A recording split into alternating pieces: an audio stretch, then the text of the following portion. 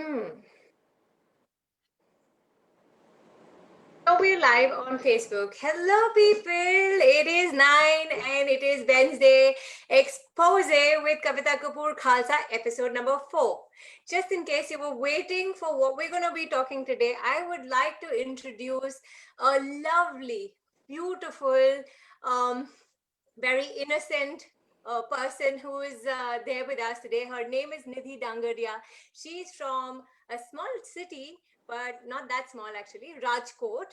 And I would like to share her journey through her own words. You know, we're going to be talking today on Expose. From being a housewife for like 10 years, she's just transformed herself in the last 1 year to be a fashion designer and bars facilitator. I know you would have questions as to what a bars facilitator is and stuff. We're going to be talking about that. But um, she has her own brand now, which is so inspiring. And that's called Ariso True Reflection. So let's hear it from Nidhi Dangaria. A very, very innocent, warm hearted, extremely hospitable, and a beautiful soul. Hi, Nidhi. हाय कैसे हो आप?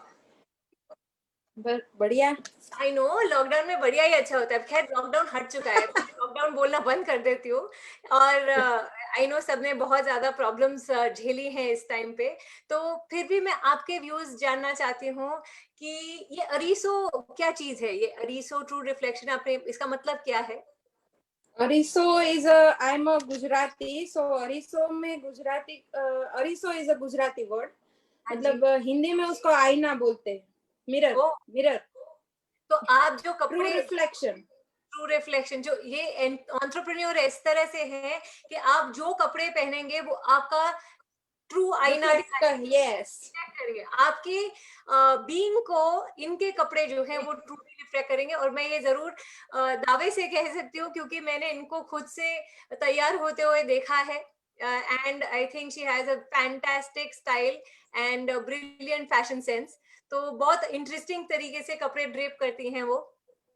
कभी मौका मिले तो ये नवरात्रि के time पे और दूसरे वक्त पे ये एग्जीबिशंस भी लगाते हैं। So you can go check out हर नवरात्रि कलेक्शन। इस साल होगा कि नहीं मालूम नहीं, बट आई थिंक नहीं, इस साल तो नहीं है। नहीं है ना। ऑनलाइन कर नहीं। लो, कुछ नहीं, you can do it online I think. तो अच्छा, मैं ये आपसे जानना चाहती हूँ कि आप एक्सेस में आए, ऑब्वियसली आप बार्स फैसिलिटेटर क्या होता है आप लोगों को बताएं, और आपकी जिंदगी एक्सेस में आने से पहले क्या थी और किस चीज ने आपको प्रॉम्प्ट किया कि आप एक्सेस में आओ, एक्सेस कॉन्शियसनेस में? पहले तो एक्सेस को थैंक्स बोलूंगी, क्योंकि आज मैं जो यहाँ पे बोल रही हूँ वो एक्सेस की वजह से ही बोल पा रही हूँ। क्योंकि एक्सेस से पहले मेरा कॉन्फिडेंस लेवल 0 था।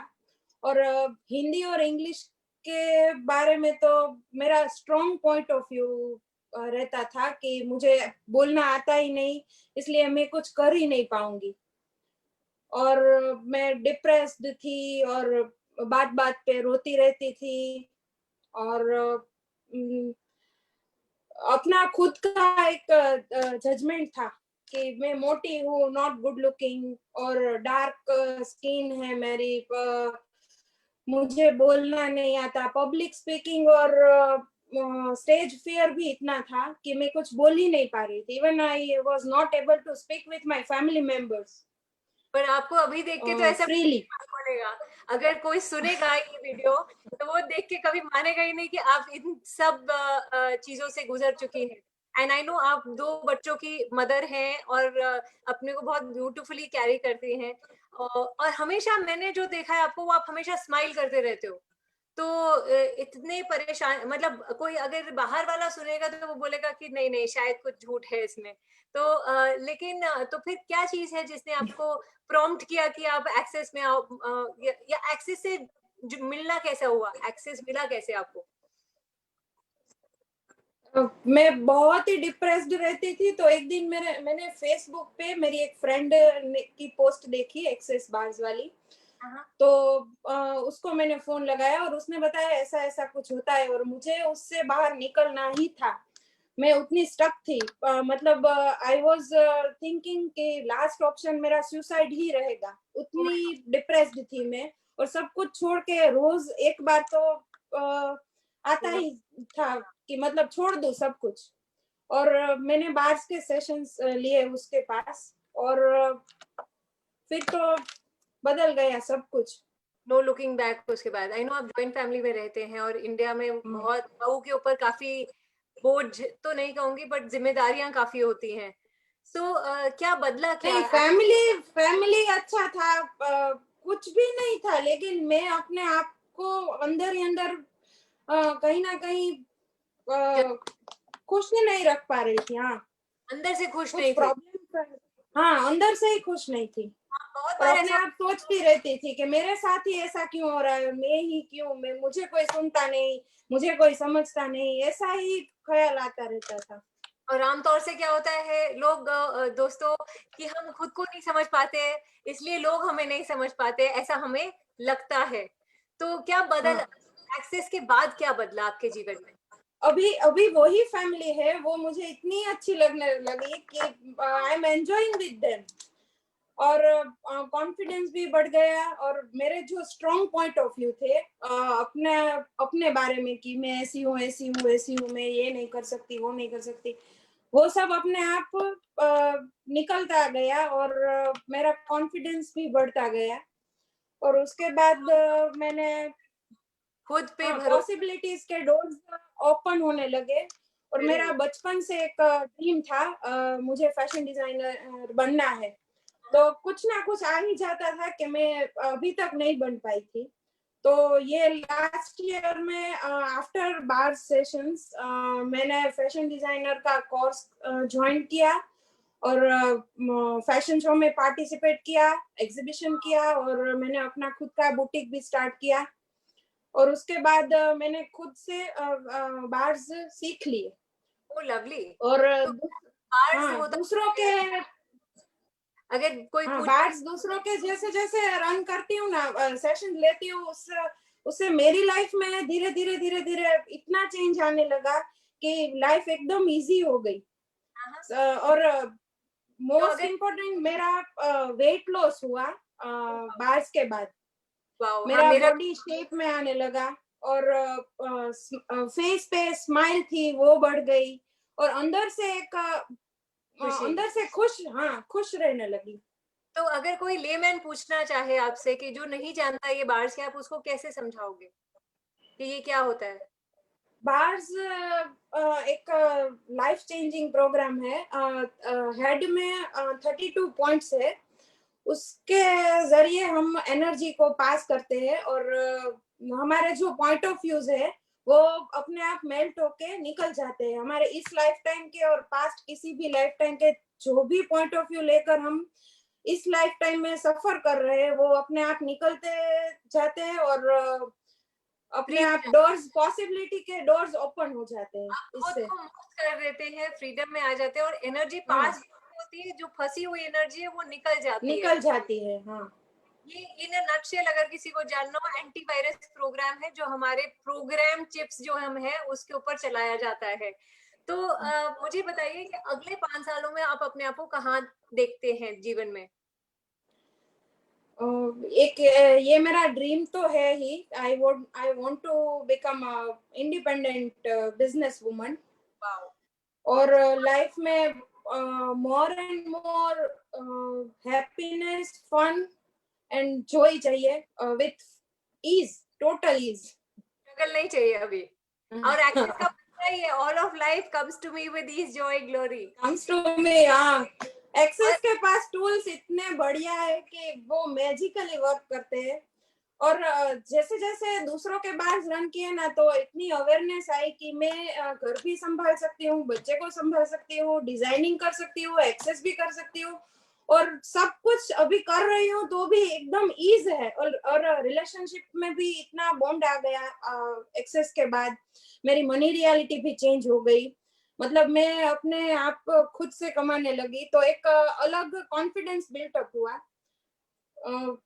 वो वो एक नहीं मैं एक्सपीरियंस अच्छा है।